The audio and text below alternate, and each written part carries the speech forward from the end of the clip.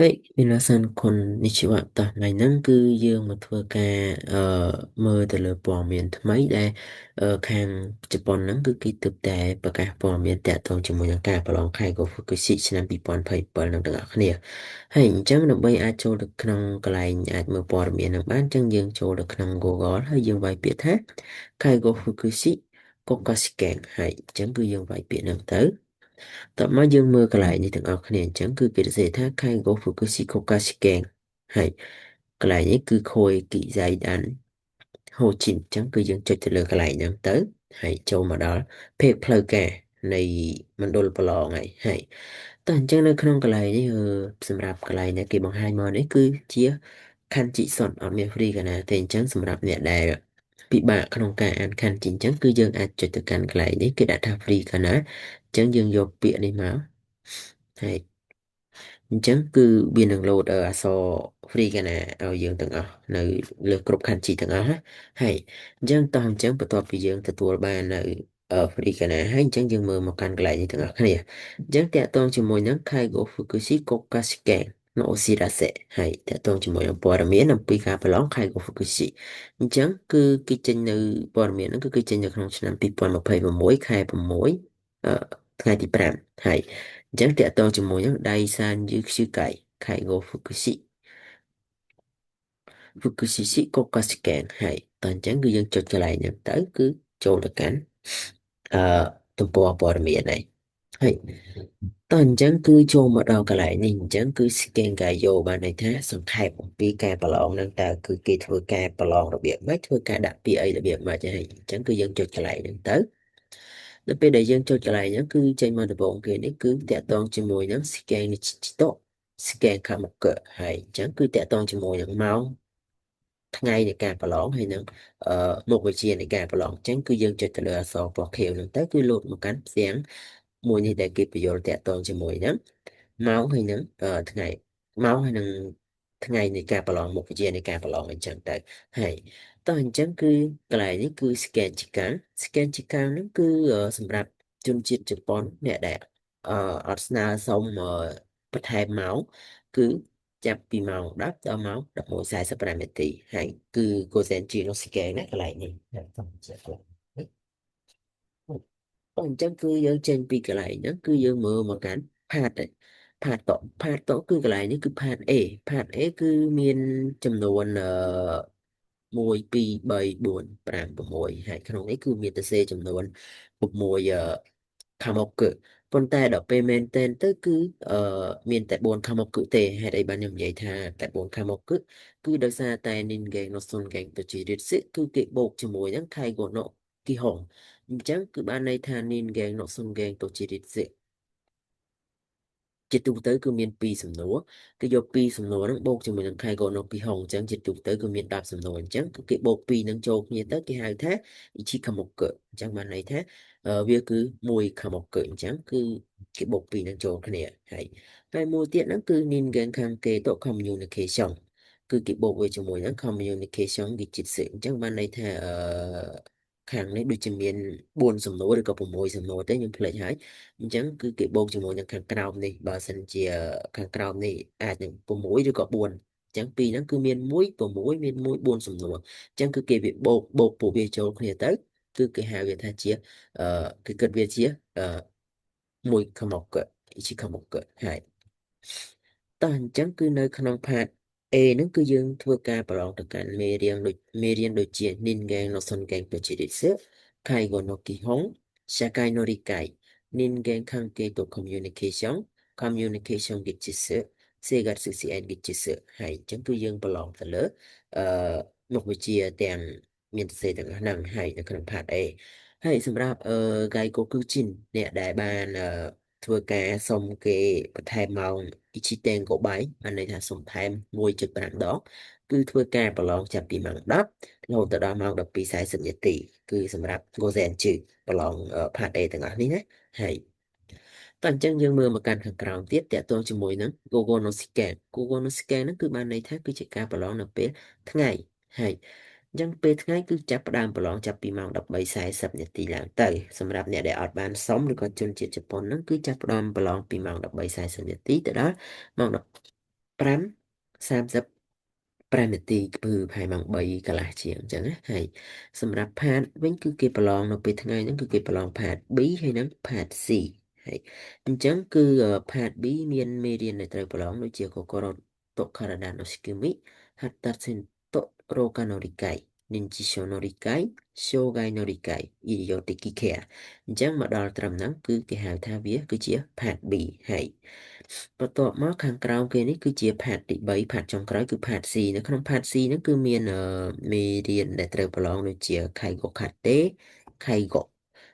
Kaigo Kate ហ្នឹងគឺវាស្ថិតនៅក្នុងកន្លែងមេរៀន Kaigo ហើយមួយទៀតហ្នឹងគឺ Sogo Mondai Sogo Mondai នេះគឺ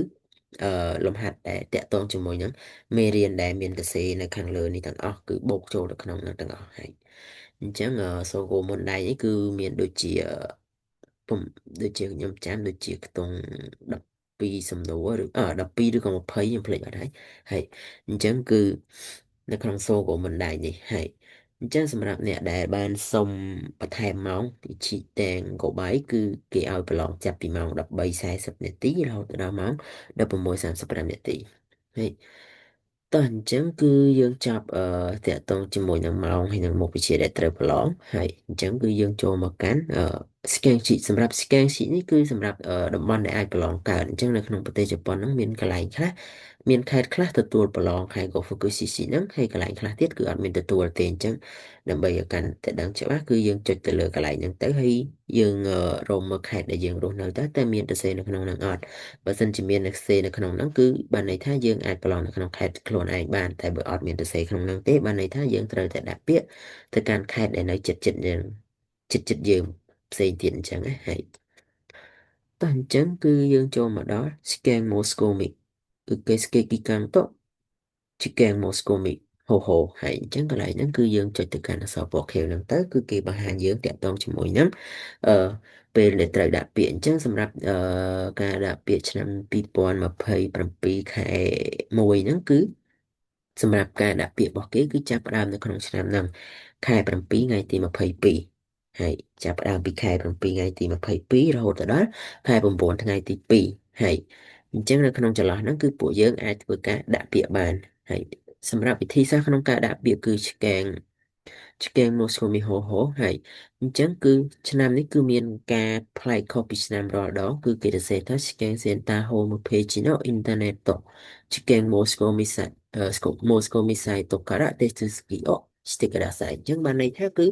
ឆ្នាំនេះគឺគេបានតម្រូវឲ្យពួកយើងនឹងដាក់ពាក្យតាមអនឡាញហើយខុសពីឆ្នាំមុនគឺធ្វើការស្នើសុំពាក្យឲ្យទៅសេឲ្យបានទើបយកទៅផ្ញើនៅយើងមាន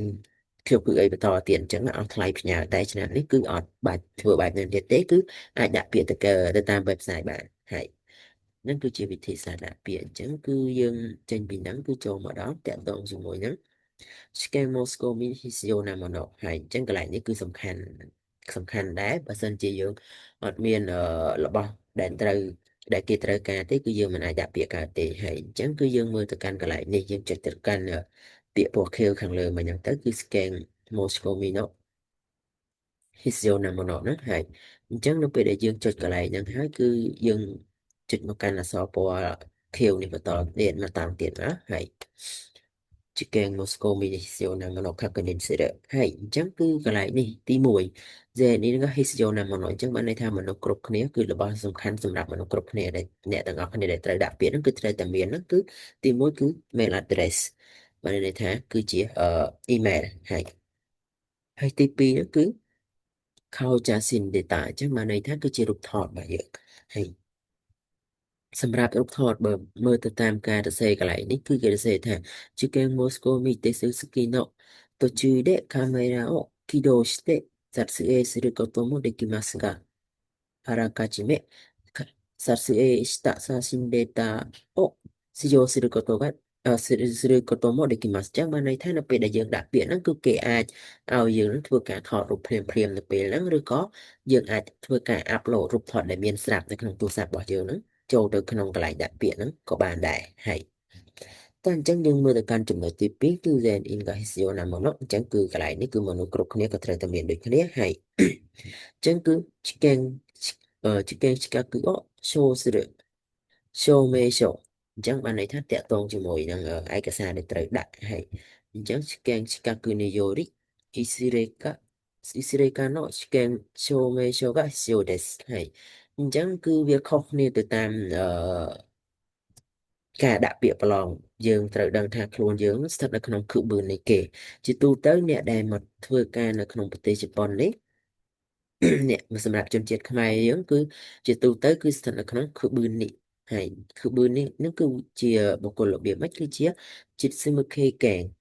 plus chỉ xem một chả kèn sự chắc mà này thác cứ chỉ một con đai miến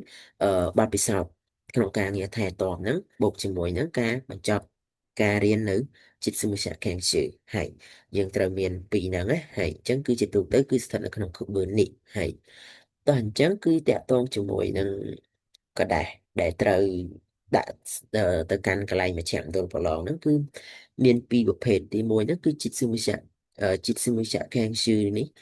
bạn này thà cả đà mà chả thà giờ bạn riêng chọc chít sư mới chả khen sư á hay chẳng cứ cả đà nó cứ dân vừa cả sna sống rồi có tụ bán phí cái lại đại giờ bạn riêng chít sư mới chả khen sư là ngày chẳng cả đà nó cứ miền đục riêng là việc này được khẳng định chẳng cứ chít sư mới chả khen sư sư rồi sầu mẹ sọ hay chẳng cứ tất cả cả đà nặng hay tỏ máu tẹo tôn cho mùi rằng mùi tiết cứ chích sư mực kê kẹ chích sư mực kê kê nó cứ chia tẹo cái đá tẹo tôn cho mùi rằng cái đồng hồn chẳng đại khát cái đá chích sư mực kê kê nó cứ dương trời nào cái đồng hồn bạc cả đại dương ca nào bạc cả cái đá mùi nó cứ bài chích trời ca chấm lại bê là bia tất tay mà khai đàn chẳng dương cô đã chập đám triềm bia lại tới từ toàn bia là đã bia bà lỏng á hay nhưng สำหรับ cái đá nó cứ miên lệ cái này รูปเรียงแบบนี้จังคือเกมเมนเดเซปีขังเลยนี่ฉบับแท้จิตสมุเคแกกโชว์ไม่ชอบให้จังคือกระดานนั้นคือมีกอตราชมูเยิงกับไหลทั่วกายจังเต้ให้จำนวนสำคัญนั้นคือnơiกับไหลนี่คือเนี่ยแดអាចប្រឡងបានហ្នឹងគឺដាច់ខាតត្រូវតែបានធ្វើការខៃរក់ហ្នឹងលើសពី1095ថ្ងៃហើយ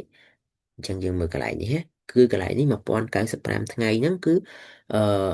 រាប់តែថ្ងៃធ្វើការទេបើយើងគិតទៅគឺមួយខែយើងធ្វើការ21ឬក៏22ថ្ងៃណាហើយអញ្ចឹងគឺដាច់ខាតត្រូវតែលើសពី1095ថ្ងៃហ្នឹងហើយអញ្ចឹងបើសិនជាយើងមិនគ្រប់ថ្ងៃទេគឺយើងអាចសុំគេបានសុំគេពជាពេលបានអាចដល់ត្រឹមខែ12ឬក៏ខែ3ដូចជាខែ12អាចត្រឹមខែ12បើត្រឹមខែ12យើងគ្រប់1095ថ្ងៃគឺយើងអាចសុំពជាពេលបានតែបើលើសពីខែ12ទៅគឺយើងមិនអាចសុំពជាពេលបានទេអញ្ចឹងបានន័យថាឆ្នាំ2027ខែ1ហ្នឹងគឺយើងអាចដាក់ពាក្យប្រឡងបានទេហើយតោះអញ្ចឹងគឺជាទូទៅយើងបានមើលឧទាហរណ៍កណ្ដាលហើយអញ្ចឹងគឺយើងចូលទៅកាន់ព័ត៌មានយើងបន្តទៀតតោះអញ្ចឹងយើងមិនបានមើល scam Moscow Mission ណាមុននោះហើយអញ្ចឹងគឺ scam Moscow Nicaragua ក៏គឺហាត់ព្យូមកដែរណាក៏ដែរហ្នឹងហើយកន្លែងនេះគឺវាអត់សំខាន់វាអត់តាក់ទងជាមួយនឹងការដែលយើងត្រូវដាក់ពាក្យនេះទេអញ្ចឹងគឺយើងទុកវាមកឡៃចឹងទៅហើយឆ្កេងឆ្កាគឺកាយយោនេះក៏អត់ទាន់ត្រូវការដែរはい。あ、じゃん、ចំណុចដែលសំខាន់មួយទៀតគឺ外国籍の方等の振り仮名好き問題用紙の使用及び試験期間の延長の希望申請についてអញ្ចឹងគឺជាតងជាមួយនឹង外国人ជនបរទេសហ្នឹងហើយអ្នកដែលមានបំណងចង់សុំដាក់ free កាណាដូចជាការដែលដាក់នៅក្នុងនេះអញ្ចឹងដែលខ្ញុំបង្ហាញអ្នកទាំងអស់គ្នាហ្នឹងគឺដាក់ free កាណានៅលើខណ្ឌជីហើយអញ្ចឹងគឺការដាក់ free កាណាហ្នឹងហើយនឹងការសុំបន្ថែមមកអឺ scan ជាកាំង no end ចូលអញ្ចឹងសុំបន្ថែមមកហ្នឹងគឺអាចសុំបន្ថែមបាន each tango by ហើយអញ្ចឹងគឺយើងចូលទៅកន្លែងហ្នឹងទាំងអស់គ្នាទៅហើយតោះអញ្ចឹងគឺគេទៅសេថា外国籍の方等の振り仮名付き問題用紙の使用及び試験期間の延長の希望申請について、はい。外国の国籍を有する方または日本に帰化された方には、知見申し込みの申請により、すべての漢字に振り仮名を復帰した。はい。問題用紙を配布し、試験期間が通常の1.5倍となります。អញ្ចឹងកន្លែងហ្នឹងគឺគេចង់បានន័យសារចេះសម្រាប់ដែលកាយគុកវិជាហ្នឹងគឺអាចមានសិទ្ធិ ស្នើសុំនៅការបន្ថែមមកEtango Byte ហើយមួយទៀតហ្នឹងគឺសុំបន្ថែមនៅ free កាណានៅលើខណ្ឌជីចេដើម្បីឲ្យយើងហ្នឹងកាន់តែងាយស្រួលអានអញ្ចឹងណាហើយអញ្ចឹងសម្រាប់កៃកូកូជីនហើយនឹងអ្នកដែលត្រឡប់មកប្រទេសជប៉ុនដើម្បីធ្វើការប្រឡងខៃកូហ្វូគីស៊ីស៊ីហ្នឹងហើយអញ្ចឹងកន្លែងនេះគឺគេសរសេរជាអក្សរពកហៅថា Konobai Shijo no Mondai យោស៊ីវៈហើយហ្វូសេរេម៉ាសេនអញ្ចឹងបានន័យថានៅពេលដែលយើងស្នើសុំกระดาษអឺกระดาษប្រធានលំហាត់ហ្នឹងថាឲ្យមានfree កណានៅលើខណ្ឌជីហ្នឹងគឺគេចែកតែกระดาษប្រធានលំហាត់ដែលមាន free កណាលើខណ្ឌជីទេกระดาษដែលអត់មាន free កណានៅលើខណ្ឌជីគេមិនធ្វើការចែកឲ្យយើងទេហើយតោះអញ្ចឹងកន្លែងនេះគឺតាក់ទងជាមួយនឹង EPA សម្រាប់ខ្មែរយើងគឺអត់ទាន់មាន EPA ទេអ្នកដែលកាន់ visa EPA ហ្នឹងគឺអត់ទាន់មានទេអញ្ចឹងកន្លែងហ្នឹងយើង skip វាចោលទៅអញ្ចឹងគឺយើងចូលមកមើលខាงក្រោមនេះវិញហើយインターネットにより受験申し込みの途中で不利な式問題用紙の使用及び試験時間の延長の希望申請を行ってくださいអញ្ចឹងបានន័យថានៅពេលដែលយើងដាក់ពាក្យប្រឡងនៅក្នុងអ៊ីនធឺណិតហ្នឹងគឺយើងធ្វើសុំគេសុំឲ្យពួកយើងហ្នឹងធ្វើការជ្រើសរើសនៅក្នុងការដាក់free កាណានៅលើខណ្ឌជីហើយមួយទៀតហ្នឹងគឺជាការ enjoy អញ្ចឹងកន្លែងហ្នឹងគឺយើងជាអ្នករត់ដោយខ្លួនឯងបើសិនជាយើងភ្លេចឬក៏អត់បានជ្រើសរើសកន្លែងហ្នឹងគឺនៅពេលដែលប្រឡងគឺម៉ោងរបស់យើងខ្លីគឺម៉ោងរបស់យើងដូចជនជាតិជប៉ុនអញ្ចឹងហើយទីមួយទៀតហ្នឹងគឺឲ្យមាន free កាណានៅលើខណ្ឌជីទេអញ្ចឹងគឺពិបាកអញ្ចឹងកន្លែងហ្នឹងគឺសូមព្យាយាមប្រយ័ត្នទាំងអស់គ្នាហើយតើអញ្ចឹងខាងក្រោមនេះគឺគេសរសេរថា今回初めて申請する方は採用カードのコピーと帰化された方は、戸籍の個人事項証明書等の外国の国籍等が確認できる書類のアップロードが必要です。អញ្ចឹងសម្រាប់តាក់ទងជាមួយនឹងអ្នកដែលទើបតែដាក់ពាក្យថ្មីនៅក្នុងឆ្នាំ2027ហ្នឹងអ្នកដែលដាក់ពាក្យប្រឡងលើកទី1គឺត្រូវការ copy សារយើងខាត់ដកហើយមួយទៀតហ្នឹងគឺសម្រាប់អ្នកដែលត្រឡប់មកប្រទេសជប៉ុនដើម្បីធ្វើការប្រឡងហ្នឹងប្រឡងអីហ្នឹងគឺត្រូវការលិខិតបញ្ជាក់អំពី